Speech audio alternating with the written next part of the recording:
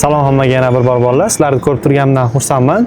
YouTube'ga men bir shahar ichidagi bir shahar sifatida qarayman. Bu yerga sharoitlar shunchalik yaxshiki, o'zingiz nima xohlagan bo'lsangiz, shu narsalar uchun hamma sharoitlar yaratilgan. Lekin uka, nimaga siz aynan UTP variantida to'xtaldingiz hamda shuni tanladingiz? Avvalambor bu gap to'g'ri. Ko'p davlatlardan menga grantlar keldi. Ko'nish boshida juda qiyin bo'ldi. Hattoki och qolib ketgan kunlarim ham bo'ldi. Qalampirda ham nonushtaga yeyilgandek bo'ldi va o'ylaganmiz, o'zi rostdan ham shunaqa tekinga bo'ladimi, yo'qmi? eshitishim bo'yicha kecha kimdir osh qilibdi oramizda. Kim qilgandi shuni? Ertaga yashagim kelyapti, shuning uchun juda zo'r chiqqan. Ajoyib. Xo'p, bolalar universitetni tanlaganlardan afsuslanasizlarmi yoki yo'qmi? Shu haqida ikki og'iz. YouTube biza kelishimizga emas, faqat kelishimiz uchun emas, bu yerda yurib o'qiyotgan vaqtimiz uchun ham katta yordam beradi. Ular pul to'lab turib kimgadir aldanib qolishsa, hech qanaqangi yangilik emas ular. Salom hammaga yana bir bor borlar. Sizlarni ko'rib turganimdan xursandman.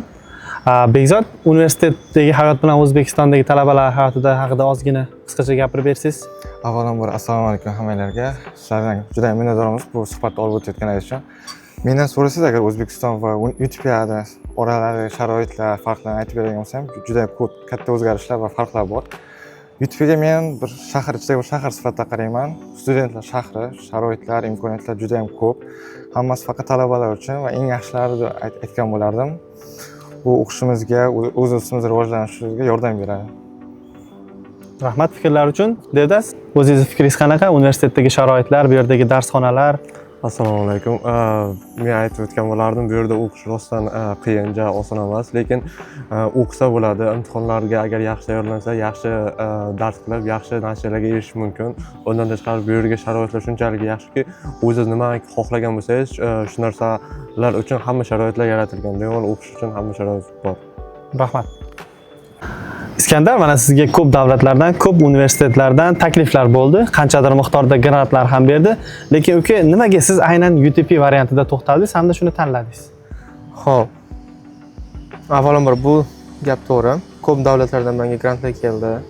AQShdan keldi. Misol uchun Xitoydan, Yaponiyadan, Koreyadan ham kelgandi.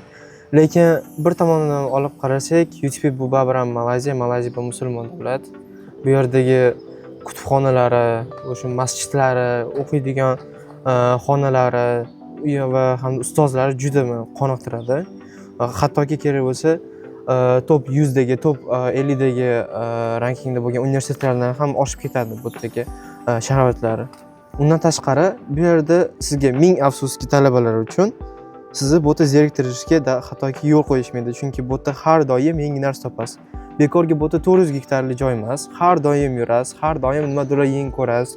Hayvonlar bo'ladimi, odamlarni ko'rasizmi yoki boshqa bir yangi studentskiy ofislarni ko'rasizmi yoki balki yangi avtobuslar kelib qolishi ham mumkin. Bu ham sizga yangi bir experience bo'ladi, tajriba. Va undan tashqari bu yerdagi o'qish va kelajakka juda katta turtki beradigan narsam ekan. Shu foizi juda katta. Bu yerda o'qiganingiz bilan siz kelajakda undan ko'proq darajaga, ya'ni shu karyera bo'yicha rostga erishishingiz mumkin. Alijon, mana biz O'zbekistonda asosan achchiq ovqat yemaymiz-da, lekin Malayziyaga kelgan studentlar hammasi ovqat achchiq deydi. Shunga ko'nikish qanaqa bo'lyapti sizda? Menda ko'nish boshida juda qiyin bo'ldi. Hattoki och qolib ketgan kunlarim ham bo'ldi. Ovqatlariga tushuna olmasdan. Lekin amallasa bo'ladi. Shaharcha yaqin supermarketlar va halol ovqatlar hamma joyda bor. Demak, achchiq ovqatga bemalol o'rganib qoldingiz hozir. O'rganib ketsa Qalampirda ham nonushtaga yeyilgandek bo'ldi va bir haftalar o'rganib ketsa bo'ladi. Ahror, mana QStudy tomonidan siz Utopiya universitetiga qabul qilingan dastlabki o'zbek talabasisiz. Siz bu yerga kelib foundation o'qidingiz. Hozir mana 3-kursga o'tyapsiz deyarli. Shu qisqacha mana shu Pathway haqida gapirib bersangiz. Pathway o'zi boshida shu QStudy bizga yordam bergan. O'sha o'qish axtarayotgan paytimiz qaysi davlatdan nima davlatga qilish kerakligini barchasini tushuntirib, o'zlari maslahat berib, mana shu UTPni imini maslahat berishgan. Chunki menga o'zi injeneriya sohasi yoqgan va UTPga dokumentlarimni topshirishda yordam berib va bir so'm ham pul olishmagan va tekinga bo'lgan. Biz boshida o'ylaganmiz, o'zi rostdan ham shunaqa tekinga bo'ladimi, yo'qmi? bular bizni aldab ketmaydimi? Yo'q. Biz bilan hozirgacha aloqada bular. Hozirgacha VJ barchalar o'zingiz ham aloqadasiz. Rahmat kattakon. Va boshda kelganimizda albatta qiynashlar bo'lgan. O'shalar o'tib ketadi, xudo xolasa. Ya'ni 1 yil foundation tugatib, o'sha UG da ancha odam adaptatsiya bo'lib, moslashib ketadi va universitet hammasi nima deydi, barcha narsa anaqa yoqadi. Boshqacha bu yerdagi sharoit. Bu yerdagi sharoit. Sal shahardan uzoqda deyishadi, lekin buning ichidagi sharoit shahardagi bor narsadan hech qachon qolishmaydi, to'g'rimi? Xuddi shunaqa. Xo'p, bu yerda mana yangi 4 nafar o'quvchimiz, endi yangi emas, ular ham hozir deyarli Best akamiz ancha bo'ldi, foundation tugatdilar mana. Qolganlari mana bu yilgi inteka qabul qilinganlar. Qanaqa maslahatlar bera olasiz? Endi bulardan oldin siz birinchi kelgansiz baribir. Maslahatlarmi? Maslahatlar shu faqat o'qish, ya'ni bu yoqda o'qishga talab juda ham katta, o'qituvchilar juda ham yaxshi talab qilib olishadi, ya'ni testlarda, imtihonlarda o'shalarga kalani burmasdan tayyorlanib, yaxshi baholar olib bitirishlarini har doim tilab niyat qilib qolgan bo'lardim. Bizni faxrimizni yuksaklarga ko'tarib, xudo xolasa. Bolalar mana Malayziyaga kelgandan keyin baribir qanaqadir qiziqarli voqealar bo'lib turadi-ku. Sizlarda qanaqa bo'ldi shunaqa? Rosti bizda ko'p bo'ldi. Endi rosti YouTube'ga o'qish sifatida kelganmiz, lekin semestr breaklar davomida dam olishlarga chiqib turamiz. Ulardan biri sohilga bordik. Bir marta turkmanistonlik va boshqa xalqlar do'stlarimiz bilan biz sohilga chiqib dam oldik. Bu yerda o'ziga yaxshi hazil-huzullar, cho'milishlar va yaxshigina barbekyu pikniklar bo'ldi. Juda yoqimli, anaqa yaxshi taassurotlar bilan qaytdik. Misol uchun menga shu yoqadi. Eshitishim bo'yicha kecha kimdir osh qilibdi oramizda. Kim qilgandi shuni? Bizning shef povar. Men qildim. Qildingizmi? Nima desam, kecha baribir o'zimizni yurtimizda ovqatini sog'inganimiz uchun osh tayyorlashga qaror qildik. Hamma o'zbeklar.